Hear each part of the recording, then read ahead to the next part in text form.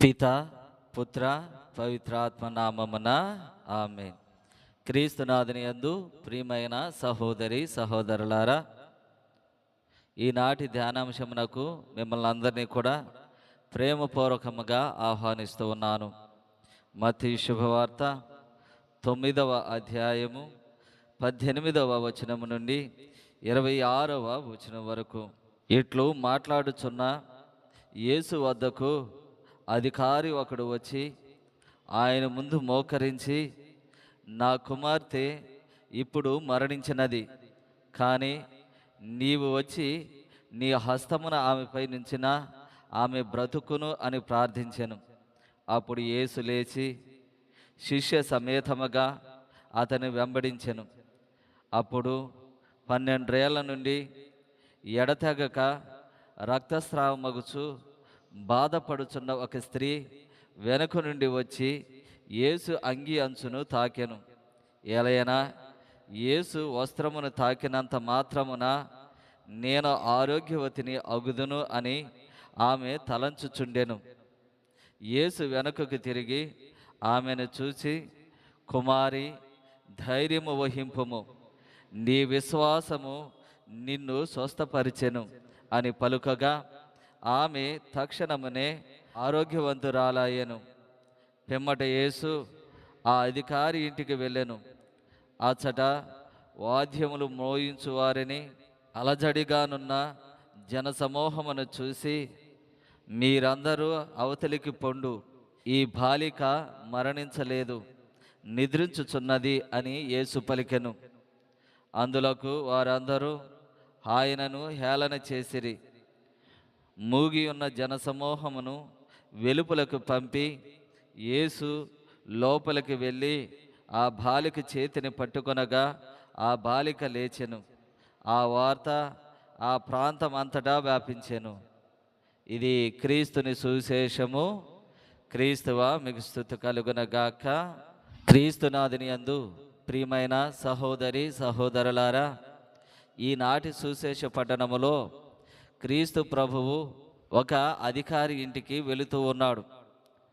తన కుమార్తెను స్వస్థతపరచడానికి, మరణించినటువంటి ఆ బాలికని జీవంతో లేపడానికి ఆయన వెళుతూ ఉన్నాడు.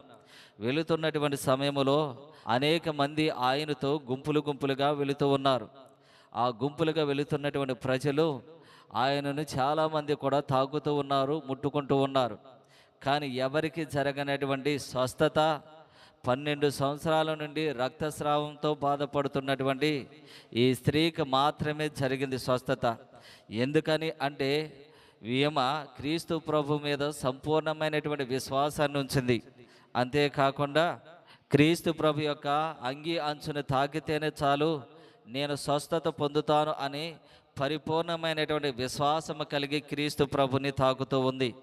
ఇక్కడ మనము కూడా గమనించవలసినటువంటిది ఏంటిది అంటే, మనము అందరము కూడా దేవాలయానికి వెళుతూ ఉంటాము.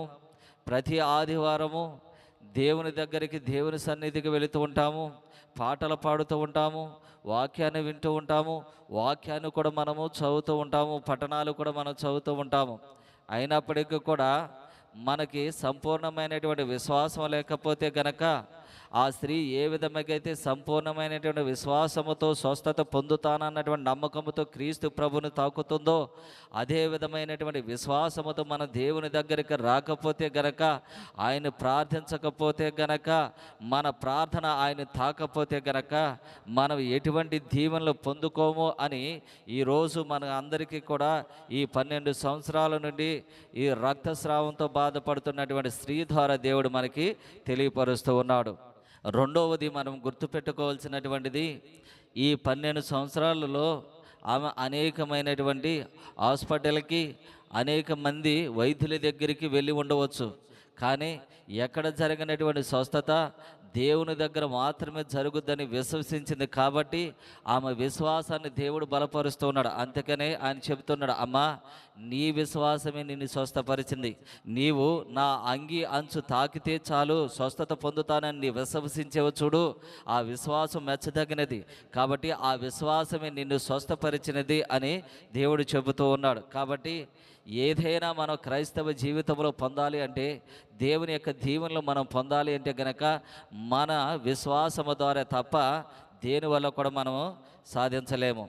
ఇంకొక మాట ఇక్కడ గుర్తుపెట్టుకోవాల్సినది ఏంటిది అంటే, నేను ఆ దేవాలయానికి వెళ్తే స్వస్థత పొందింది, నాకు ఆ ఫాదర్ గారు ప్రార్థన చేస్తే నాకు స్వస్థత వచ్చింది అనేటువంటిది, ఇదంతా కూడా ఏంటిదంటే ఒక అబద్ధమైనటువంటిది.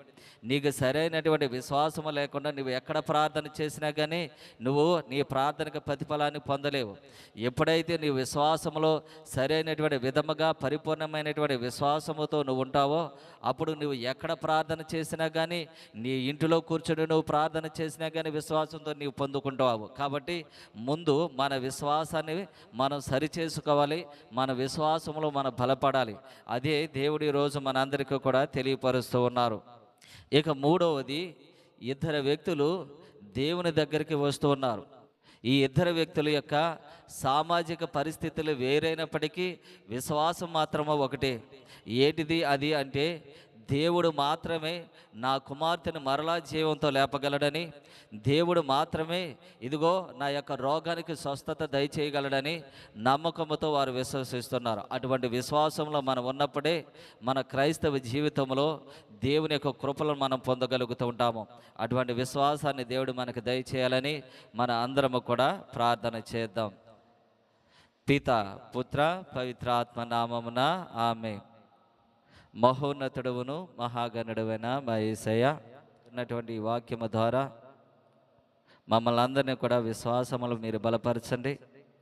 మేము విశ్వాసము ద్వారా చేసేటువంటి ప్రతి ప్రార్థన కూడా దేవుడు మాకు అనుగ్రహించి మా యొక్క జీవితంలో ఉన్నటువంటి ప్రతి అవసరతను దేవుడు తీర్చునుగాక.